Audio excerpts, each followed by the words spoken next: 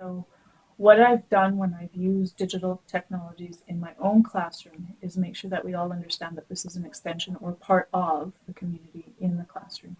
And I think that's really important. And as a teacher, I think you have responsibility to provide instruction and experiences and feedback to the students in your class about safe and caring environments caused or enhanced by it.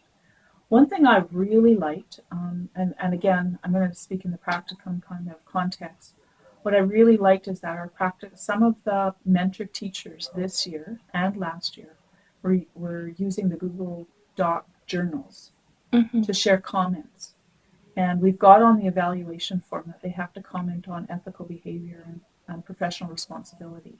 And they were actually using responses to their comments and how the teacher candidate was responding online to that to monitor whether there was in-depth response. And the nice thing about that is that they could share it with me, they could share it with a faculty supervisor, and we could all be part of that community. And so by tracking kind of comments and by inviting mentor teachers to share professionally how they were making it safe for their students and how they were encouraging teacher candidates to think deeply about how that was a good environment for learning. The technology of sharing that was really easy, and it was fluid, and it was available. And so that worked really well. In the past, at different institutions, we've had kind of a handwritten journal.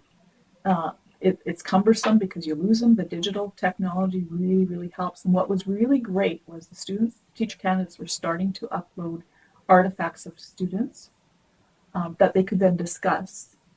And then going into teach the next lesson, they had some more insight. So they were using it really to track learning and to track how they were responding to children in a safe way. So say if you happen to see cyberbullying or something going on, and it's completely unrelated from school, like on Facebook or something, but there's still a child in your class who's being bullied by someone else, what would you recommend in that situation? It's a great question, and I'm going to switch it up just a little bit. It happens at this level. So last year when I was teaching in one of the third year courses, there was cyberbullying. And how you dealt with it was really quite shocking, because here we have teacher candidates and they're engaging in behavior that is completely unprofessional and unethical and harmful. And so I pulled aside the two students that were involved, and we sat down and talked about the impact of that and how that related to professionalism. It was really a difficult conversation because you're having it with adults. And adults that are supposed to be responsible for the well-being of children too. Yes. Wow. It's not the only time that's happened. In the last probably 3 or 4 years, I have found teacher candidates making unprofessional comments on Facebook about their mentor teacher, about their faculty supervisor, about their teachers. And what they don't realize is that this impacts them going forward, but it also impacts the community. And I think we have to openly address this. I think we have to talk about the appropriateness of this, and that as teachers especially, we are responsible for our behavior in and out of that classroom. We're role models. We're supposed to be, in my view, we are the pillars of a community and of society. And we need to be in safe places, and we need to be able to create safe spaces for both ourselves and our children and the students that we're teaching. And if we can't do that at this level, we need to sit down and talk about it in real heart-to-heart and hard conversations. Yes, they're difficult, but they have to happen. And you don't invite that kind of knowledge, but when you have it, you have to deal with it. It wasn't part of my course. Yeah. But you have to address it.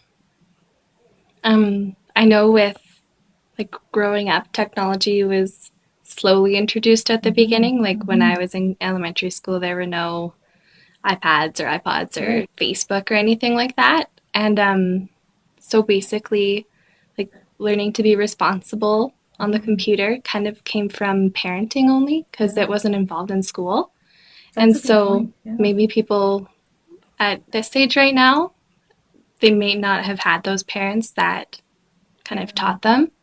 Whereas with these children growing up with it in their lives already, so maybe the start of a new generation where we can teach them how to be digitally responsible. I think we need to. Sherry Turkle worked at MIT. She was involved in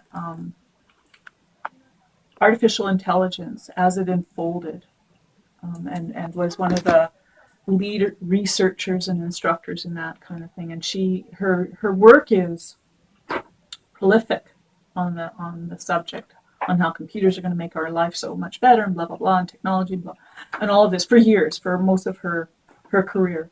I had the opportunity to hear her speak about a year ago, and she is dismayed by the amount of irresponsibility.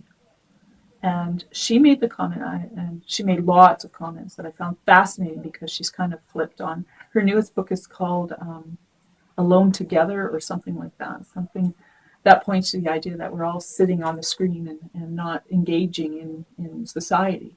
Mm-hmm. And that worries her. And her comment was that as soon as we lose privacy, we lose democracy. And I thought that's the part of digital technologies that we haven't really given a lot of mind to and time to. And I think that's what, I think you're right, going forward, that's kind of what we have to focus on. How do we behave ethically in this new and fascinating and wonderful world? You know, I'm using technology almost all the time, and it enhances my life tremendously. But with that brings the need to have critical thought about it.